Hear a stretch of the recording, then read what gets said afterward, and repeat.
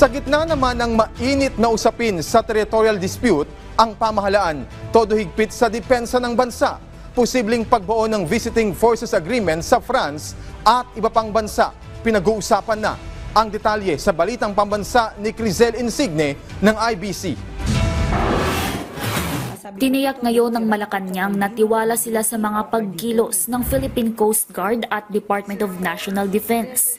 Ang pahayag na ito ng palasyo ay kasunod ng namataang floating barriers sa south entrance ng Baho de Masinloc na ayon sa mga otoridad ay inilagay mismo ng Chinese Maritime Militia. Matatandaan naman noong 2023 ay kaparehong insidente rin ang naitala ng mga otoridad kung saan ipinag-utos din mismo ni Pangulong Ferdinand R. Marcos Jr. ang pagtatanggal ng floating barriers. Sa ngayon, hindi pa makakapagbigay ng impormasyon ng palasyo tungkol sa panibagong tugon ng pamahalaan kaugnay ng floating barriers na iniulat ng PCG kahapon.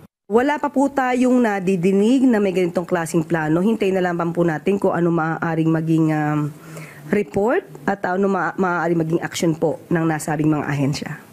Kasabay naman ito, kinumpirma ng Malacanang ang pahayag ni Defense Secretary Gibo Teodoro na simulan ang pag-uusap tungkol sa pagkakaroon ng Visiting Forces Agreement sa pagitan ng Pilipinas at France. Pero hindi lang naman daw ito para sa France, kundi pati na sa iba pang mga bansa na maaaring sumunod dito.